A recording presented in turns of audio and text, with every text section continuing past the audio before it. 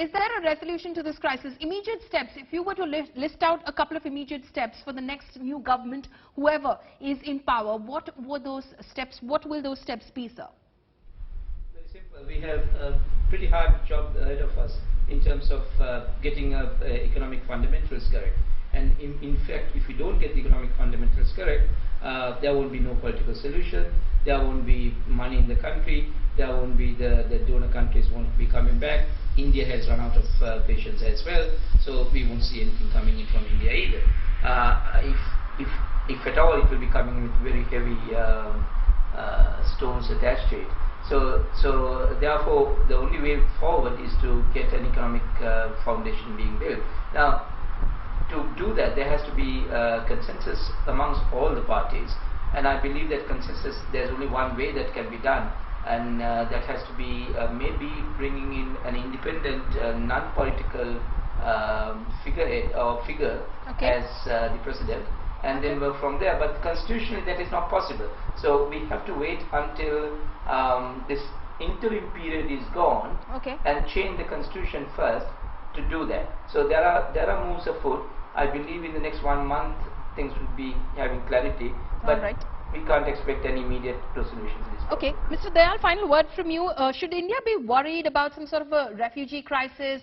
You know, Sri Lankans, of course, coming into the state of Tamil Nadu, for instance. An expert earlier was alluding to the same. Well, India has reasons to be worried about whatever happens in Sri Lanka, because we are right next door. There is the possibility of a refugee influx, but more than that, instability in Sri Lanka is not good for our region. Right. As it is, the Chinese have been meddling far too much in various countries in South Asia, and if Sri Lanka weakens, then the Chinese foothold in that country will increase to the detriment of the people of Sri Lanka. It is only because Sri Lanka has become bankrupt due to mismanagement that the people are suffering the way they are.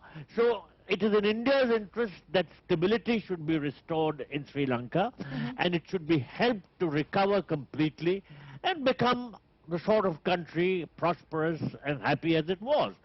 This sort of instability is not good for India. It's not in our interests. Okay, so this sort of instability is not good for India. It's not in our interests. But in terms of extending help to Sri Lanka, has India run out of patience? Can India do more? That is also the question. But at the moment, what we do know is that there is a regime change which is expected to happen. New government is what Ranil Wickremesinghe has said, that he will be making way for an all-party government.